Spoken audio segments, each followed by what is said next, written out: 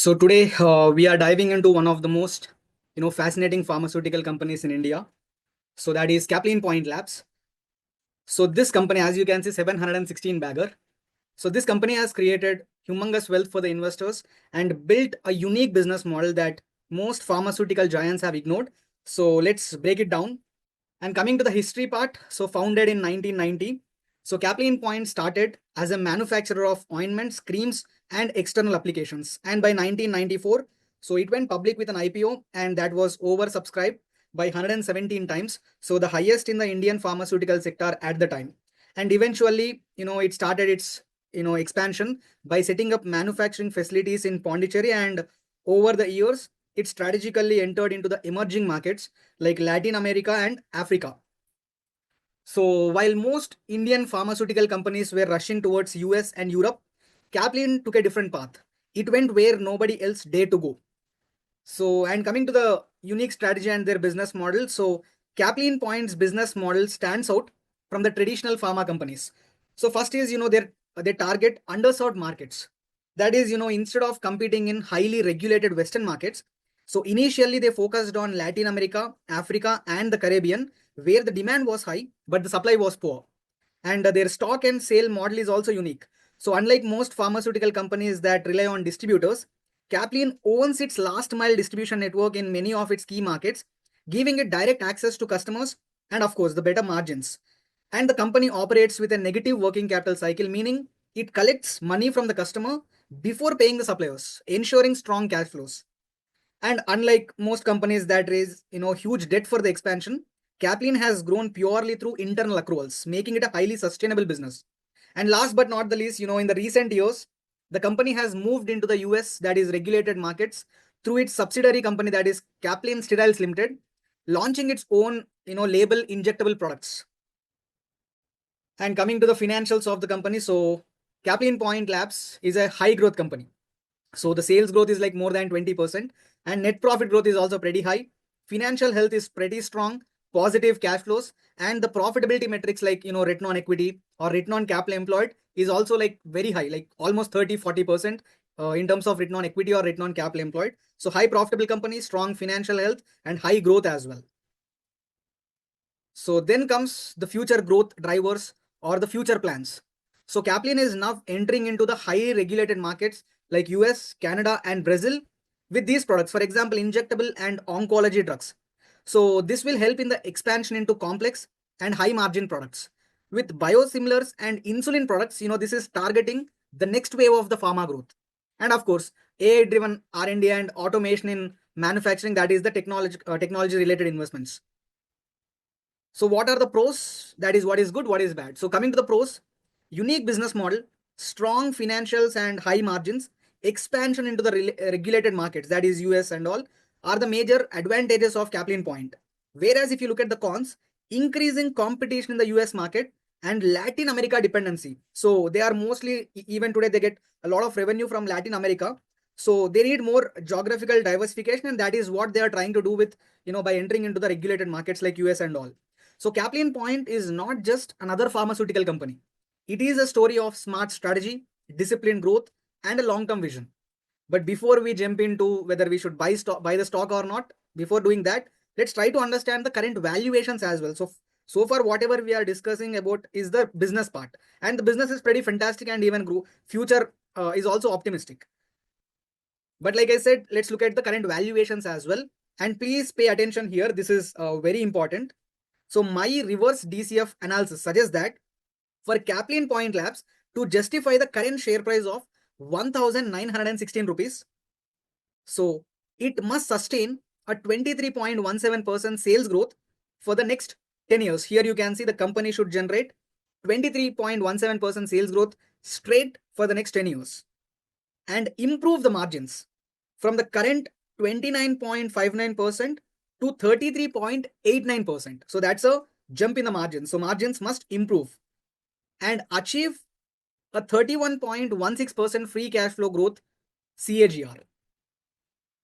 So these are the assumptions that market is expecting. So this is what the market is expecting. A direct, straight 23% sales CAGR, margins jumping from current 29% to almost 35%. Eventually, the company generating almost 31% growth in free cash flows. So let's break this down further. So let's look at these individual assumptions in a better way. So the first is the evaluating the sales growth assumption, that is 23.17% sales CAGR, whether it is possible or not. So looking at the historical growth rate. So for example, over the last 10 years, Caplin Point has grown its revenue more or less at the similar rate. 23.5 or something is its last 10 year CAGR, sales CAGR. So looking at this assumption, so it is more or less close to its past 10-year growth rate. So this assumption isn't entirely unrealistic. But what can be the future drivers for the company to achieve this particular growth? So first is, expansion into the US and the regulated market. So the company has been increasing its presence in the US, Canada, and Australia, which could definitely contribute for the higher growth. And of course, injectable and biosimilars. So Caplin Point is moving into these high margins injectables, oncology, and biosimilars, which could provide the company an additional revenue boost as well. And of course, the backward integration with new API facilities in Vizag and Onco API unit in Chennai, Caplin can reduce the cost and improve the margins. And of course, last but not the least, Mexico and Brazil expansion. So these markets are significantly larger than Caplin's existing market. So its existing market is Latin America, whereas they want to enter into Mexico and Brazil as well. So comparing with Latin America, Mexico and Brazil markets are pretty, bigger than the current, Latin American operations. So these can be the future growth drivers for the company to achieve this. But the point is, while aggressive, of course, these assumptions are a little aggressive, but 23% CAGR is plausible and possible if execution remains strong. However, entering highly regulated markets will definitely add the complexity. But 23% is plausible, possible, and achievable if the execution is strong. Now let's look at the other assumption, that is margins has to expand from 29.5% to almost 34%. So the current margins are, like I said, 29.59%, higher than the long-term average. Long-term average, that is the last 10-year average margins were somewhere around 27.5%. So meaning the recent profitability has improved. Current it is 29.5. Historical average is only 27.5. So there is improvement in the recent profitability. And what is the projected margin? That is 33.89%. So that projected margins are significantly higher than the historical levels. Historical levels are 27.5, but the market is expecting almost 34%. So there is a big gap in the expected or the projected ones versus the realized ones in the last 10 years. But of course, let's assume the margins can expand. What can be the key margin drivers? So first is the shift to high margin products. So I've already mentioned this. Caplin's own label injectables in the US can yield a better pricing power. So they are the high margin products. Next is the vertical integration. The API and the formulation plants will come online that can reduce the dependence on external suppliers, improving the gross margins because they are integrating themselves backwards. So the supplier cost might reduce over there, which can help the company in improving the margins of the business. Last but not the least, of course, vertical integration and the scale economies go hand in glove. So as the company expands into the larger markets, operating leverage should also kick in. But achieving 33.89%, the target margins, is ambitious here. That is, while backward integration and high margin products will definitely support the case also. But historically, you should understand Caplin's margins have fluctuated. So fluctuated, you can go and check. There is a wide fluctuation in the margins. So 34% margin seems little unrealistic. Maybe a 30 or a 32% may seem more realistic. But of course, we don't know what future holds. But 34% expectation is little higher than what I would think is realistic. And coming to the last assumption, that is free cash flows of the company growing at 31% for next 10 years. So even that, I think there are challenges in sustaining such high free cash flow growth. Now, I think these are the challenges. First is the high capex that is required. So the company is investing heavily, almost like 500 to 700 crores in the new facilities, which might definitely limit the free cash flow growth in the short term. So they are spending like 500-600 crores. So that will definitely hit the free cash flows, right? So in the short term, the free cash flow might be lower than expected. Next is their regulated market pricing pressures. Of course, while injectables will have better margins power, competition in the US market will definitely impact the margins. There is huge competition in US. Every player you see in India is in US. So competition will be much higher than what they are expecting. So because of the competition, the margins might take a hit. Next is, sales growth and margins must align. Like I said, that is 31%, CAGR in free cash flows. So that assumes both revenue and margins expansion play out perfectly. So this assumption is pretty aggressive, if you ask me. Maybe a 20% growth in free cash flows, let's say 25%, let's say even 25% is also really aggressive. Maybe 20% is more reasonable considering the capital intensive nature of the pharma expansion. But 31% seems little unrealistic to me. So if you ask me, like, what is the final justification for this close to 1,920 rupees share price? So the stock is pricing in an optimistic scenario. So definitely this valuation is optimistic, assuming sustained high sales growth, significant margin expansion, and aggressive free cash flow growth. So if Caplin fails to deliver even on one of these assumptions, the current valuations may not hold. So investors need to closely monitor the execution in the US, the margins, and of course the regulatory risk. So what is the bull case here? If Caplin achieves its targets, sales growth, margins, free cash flow growth, if achieves the target, it could definitely sustain such premium valuations and of course can grow further. But what is the bear case?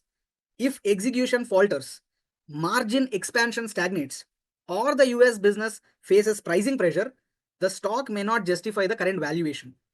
And the assumptions, the growth assumptions, or whatever margin expansion assumptions required to justify this current share price seems aggressive, making the current price look risky. At least to me, these are the key concerns.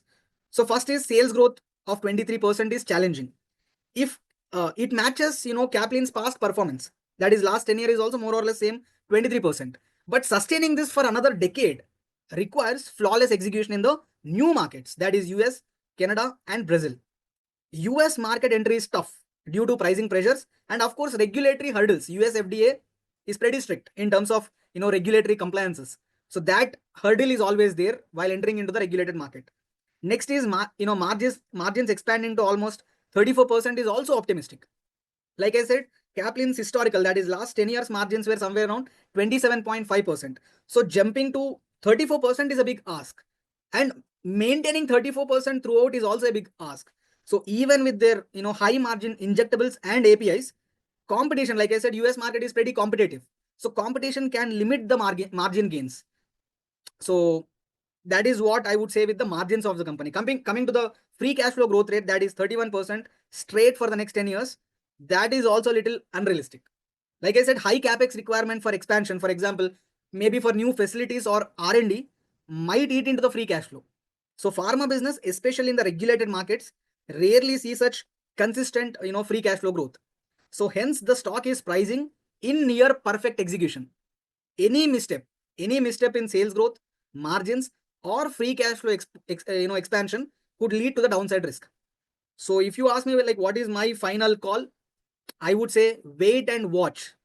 So Caplin is definitely a great business, but the valuation is stretched. So entering at a more reasonable price will definitely reduce the risk and increase the upside potential. So that's it for today.